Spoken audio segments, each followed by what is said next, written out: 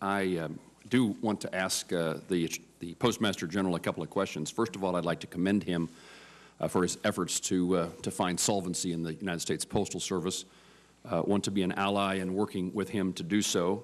Hope that he is asking his staff at all levels of the Postal Service for their suggestions about efficiency. Literally.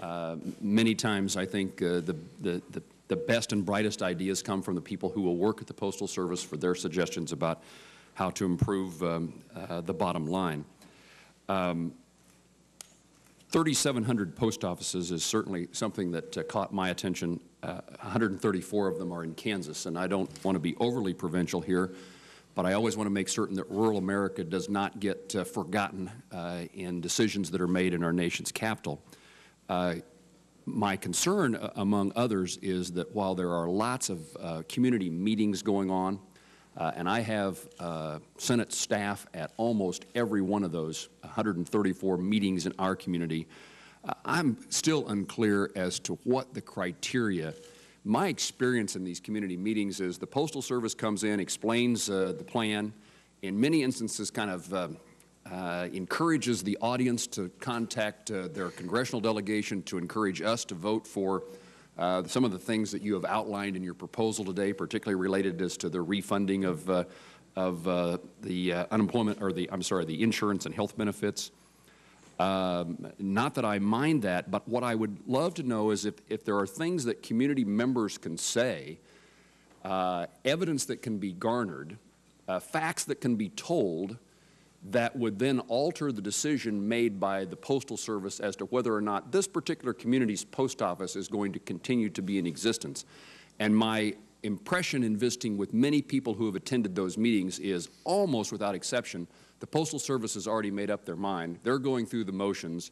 They're in our town to pretend to listen to us, but we never get any indication that there is anything we can do that would cause them to reach a different conclusion than closing the post office. What are they missing, or what am I missing? I think the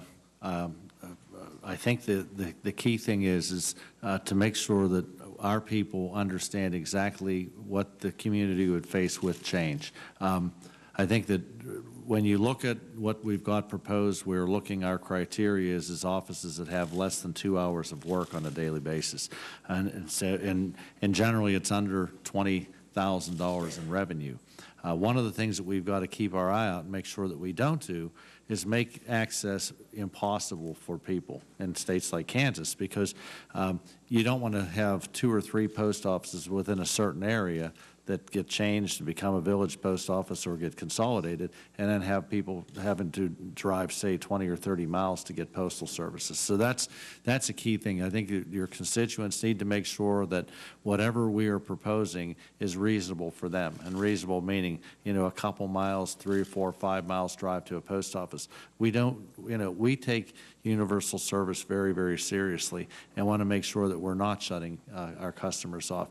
The other thing I would encourage is, if customers have ideas, we're all ears. We've been encouraging businesses to step up and say, hey, we'll write a contract with you to provide service. What we found with the village post office concept is a lot of times we can provide access 7 days a week, where they may only get a couple hours a day in a regular post office. So those are a couple of things I'd encourage.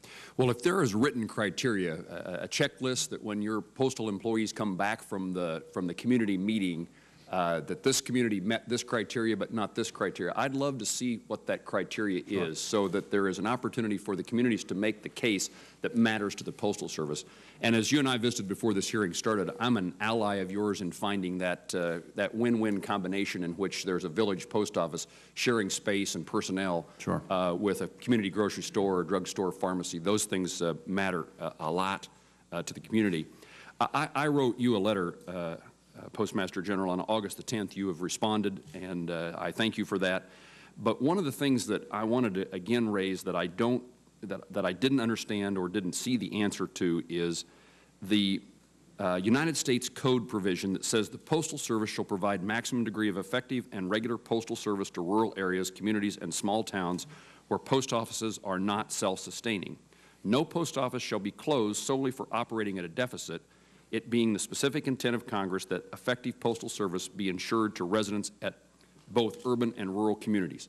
When you're out having these hearings, or the list of 3,700 post offices, My experience in 14 years as a member of the House and just 8 months as a member of the Senate has been the post offices that I worry the most about is when I walk in and discover the postmaster is about to retire in a small town, or the building has deteriorated. What's the criteria now? What do you expect to be able to do with this legislative language? And I guess one of the things you might be asking for us is to eliminate that legislative language. But in the absence of that elimination, how do you still see that you can close 3,700 post offices? Well, one of the things we don't want to do is ask you to make changes in that language, just because there are post offices out there that lose money that are very large post offices and serve thousands and thousands of people. Most of our offices do lose money, but what we're looking to do from a standpoint of reviewing offices is to come up with a very fair and standard criteria. That was the idea of post offices that have less than 2 hours worth of business, that have less than $20,000 worth of business coming across the counter. When you have that criteria, then you can look at it very objectively, and then you can look at it like we mentioned earlier about, what's the geography? Is there a place we can consolidate? Is there a store out there that we could contract with? And that's the way we want to approach it. What we don't want to do is have a situation where a postmaster's afraid to retire because we're going to close the post office. I will tell you, in the past we did some things like that. We want we'd rather have a much more transparent criteria so that anybody out there that's facing these kind of changes knows exactly where we're coming from.